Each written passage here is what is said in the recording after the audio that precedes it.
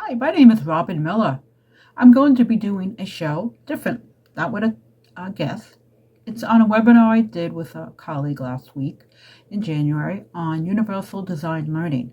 This process is being used in the K through 12 educational system. It's also being used in higher education for students with without disabilities and for English language learners.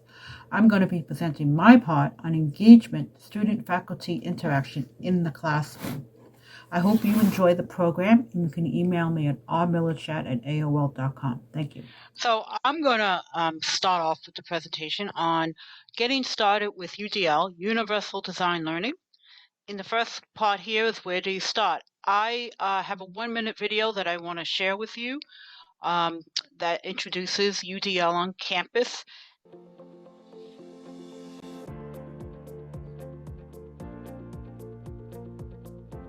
So we know from retention research that we actually, when we think about retention and when we study retention, we often forget to study the classroom, but the classroom is really, really critical. I mean, it's the key element in why students persist or why they don't.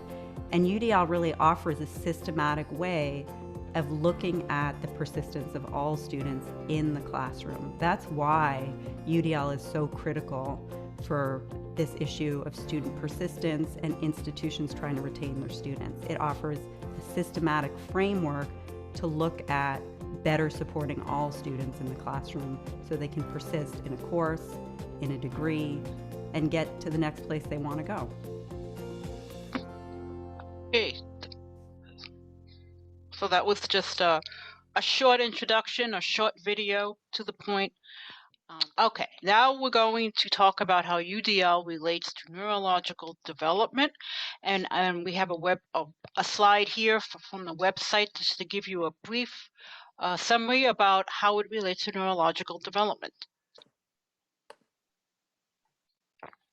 Okay, so if you can just scroll down, Costanza to the brains. Okay, the research has shown that the categories that we're talking about today, engagement, representation is the course design, and then the action expression is the assessment component, that these components correlate with one particular sections of the brain. For engagement, it's the center part of the brain that I'll be talking about, and then the representation that Marine or Cassandra will be talking about course design, talks about more the temporal occipital lobes location, and then the assessment, which is more the executive functioning skills that Cassandra's going to talk about. It's more of the frontal lobes. But I'm not going to get into, in this part, the only part I'm going to be talking about is the engagement part in this presentation. So let me go on to the next part of the presentation. Okay, I am focusing on the engagement, the first part of universal design learning, because Cassandra and I developed 3 categories for this UDL checklist, and engagement is the one that I'm going to be talking about. This focuses on the why, and this aligns with the affective networks of the brain. And what that is the center part of the brain where you have the amygdala, which is the seat of emotions, and then you have the hippocampus, which is the seat of memory and context. And so this particular part, this is where students form emotions and reactions and patterns based on their interactions with the environment or with a situation. For example, if somebody dies in this seat of the brain, you feel sad. If you're getting married or graduating college, you feel happy.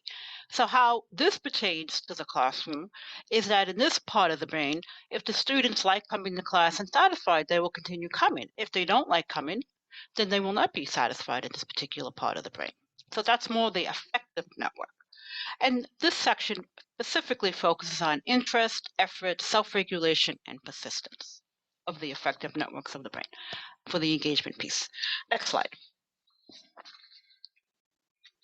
Okay, so what we did with our checklist for engagement, based on feedback that we got from other people, is, and we thank you for that feedback, is that we broke down engagement specifically into student-faculty interaction, and then we broke it down into two smaller components: course syllabus and communication. In this slide, I talk about course syllabus in regards to face-to-face and online. Below, I've broken down into the course syllabus for the online, remote, asynchronous classes. Um, so in your course syllabus, you obviously will be sending an email to your students before class starts, because we know students are not able to get on their Blackboard until the day of class. But when you send out an email, you give them specific information about how to access the Blackboard, how to get onto the course syllabus, give them the link that they need to get to the class, and then you explain in your email to them a little bit structure of the class, such as that it is a synchronous class or remote class, and so on. So basically, the course syllabus, you'll be explaining this piece to the online asynchronous class students. Next slide. Student-faculty interaction continued. Now, this part we're talking about the course syllabus for both face-to-face and online, which is remote or asynchronous. And this part here on the checklist that we will be giving out in a month or so after we finalize it, is that you want to clearly state your office hours, either on Zoom or if you have an office on campus, how you're going to make yourself available in flexible format. Are you communicate that through the email, when you communicate that to students, online chat, or remote office, and how you want to make yourself available. Students always want to know how to contact their faculty person, their professor. And then also on the course syllabus, you want to have it where you can invite them to discuss their requested accommodations for their learning needs and disabilities. You're always in a face-to-face that I've done, because I mostly teach face-to-face, that you want to have it done after class, because there's no need to discuss that private information in front of everybody. So it's really important for students to discuss with you after class at a face-to-face. In the remote, you could stay after. Then, as always, you want to provide that either the asynchronous, remote, or face-to-face. This part you just explained in class about how if they need additional information, they can go to qcc.edu/help to obtain the information on job aids and videos that they have on the queue for them. Next slide. Okay, so this is student-faculty interaction part 2. This is the subcomponent number 2, which is communication. I'm going to talk mostly about face-to-face because that's what I'm used to and more comfortable doing. In this part, you want to send out a welcome email to your students, inviting them to see the video on Blackboard when the classes start, because they can't see it until class starts, and instructions on how to access the course, just to give them something to think about.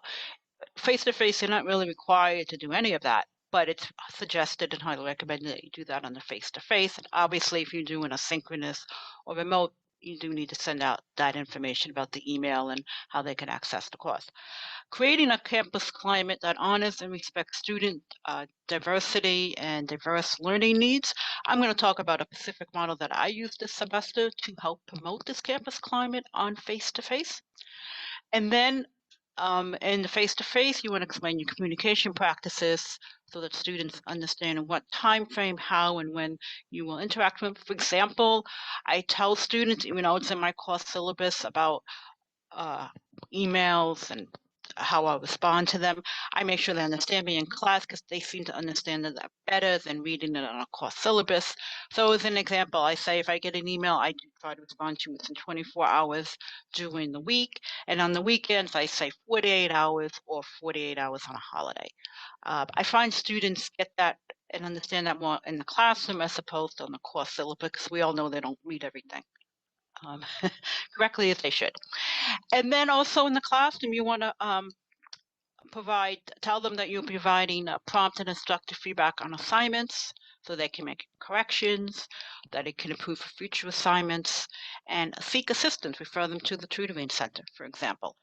I'd let students know in the classroom that I tend, and this is me, everybody's different, that I try to get back assignments to them in a week. I know some faculty for face-to-face or even the remote or asynchronous tell students that they're backed up, and whenever they get it, they get it. But I know my students face to face. I get the emails about it, want to know how they're doing in the classroom. So I just set a goal and a structure for me and how I do my classes to get everything back within a week.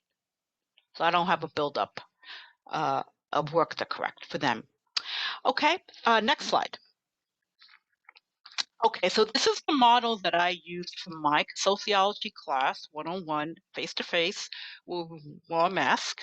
Everybody wore a mask. And what I did, and you can write this down for your classes, you write down what are the challenges are going to be for your class. And for me, with a lack of student engagement, I had a full classroom. And then I also had variable learning needs.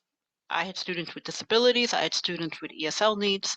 So, these are the two factors that I had to consider as part of this challenge that I had to think about using the UDL principle and how to engage my students. Next slide. And these are the strategies that I formed using UDL again to address the challenges. And what I did, I provided multiple means of engagement. I gave them stuff to do in small groups, which they liked to do and enjoyed doing. And then I had them write journal entries. I had them write like a progression, like in September we talked about, how they feel about the class. What is it that they're learning? And then in October, I had them say, okay, where you are with the class. What are you starting to notice about how you think about things? And in November, have them reflect about how they like the class. Are they changing their way of thinking or not? So I wanted to have like a progression about how they were learning in the class in their journal entries. I told them 3 to 6 journal entries were fine, long as one was in September, October, November, so they could see their own growth in the class. I could give them specific information for them to understand. And then I provided multiple means of action and expression. Active class activities. Again, that is some of it is part of the small group work, but we also had open discussions. I would pose a question for the class, or more or less do a teaser.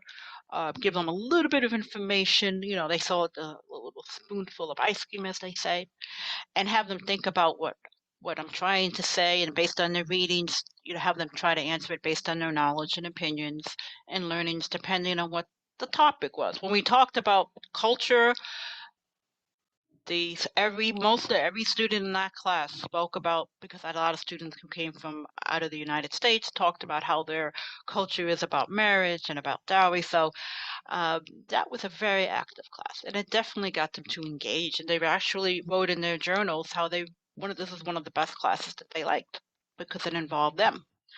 Next slide. And then the other section of this model is the outcome. And students learn to express themselves without fear of ridicule or disrespect.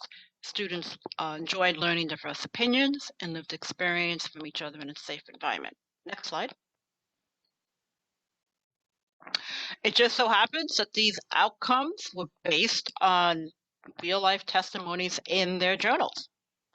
And 3 of them I have demonstrated here. One is through having the group discussions, I was able to learn more about my classmates and gain new respect for them. We did a lot of discussion in class. My favorite one was the one on culture, which I mentioned before. We got to know about different people, different backgrounds, and listening to their views. That made the class entertaining and exciting. And the last one is the discussions in class were engaging throughout and fascinating to see all the different perspectives of how race, religion, and gender affect us in our everyday lives. So these were the testimonies that I was able to obtain. The students were like the experiment themselves. In sociology, we talk about ethnographic, where it's the people tell their stories. So the students were more or less the subject for the class, so to speak, indirectly, where the journals help me do this project on engagement. Next slide. And these are the examples you can go on for East Carolina University. They gave examples of UDL and the face-to-face, hybrid, and lab. Next slide, please. Okay, so the next steps. I did not cover classroom etiquette. For example, how to talk to students on the spectrum scale. People have autism or Asperger's, or people have learning disabilities, people have anxiety, or people from a variety of different disabilities, or even ESL. So I'm recommending that you could ask the CA to provide a training on this, or Student Accessibility Services can also do that. They have on their website certain resources that faculty you can use. And the last part is that I put in was, as faculty, we got to practice being vulnerable, curious, and flexible. And what do I mean by that? Well, we're curious about how our students are going to react to us because they don't know us, we don't know them, and you never know what you're going to walk into. Are you going to walk into a lion's den, or you're going to walk into a sheep's, or a lamb or a goat's den? You know, you just don't know what you're going to walk in. So be curious about what you don't know, and then be vulnerable of being risky and your teaching style. You know, going at risk unknowingly how they're going to respond to your style or method, and then be flexible. I've found that I always have plan A and plan B. I can go in with these set of expectations or be curious and go out on a limb to ask them sometimes controversial questions. And if they like it, we continue. And if they don't respond or don't like it, then I try a different tack. So it's just something to just be aware of. Next slide. The conclusion is that the benefit of UDL, that students' learning needs were honored and respected. They felt safe. It was a safe space for them to express themselves and receive feedback. I made it that way. I let students know it was okay. We had students who would go at it with each other verbally, but I was able to provide a safe, comfortable environment for them to say it's okay to have your diverse opinions. This is what college is about. And then a caveat that I do wish to note is that even though the UDL may help all students, there are exceptions where some students will still need accommodations, and that's something to be open and aware of. Okay, thank you.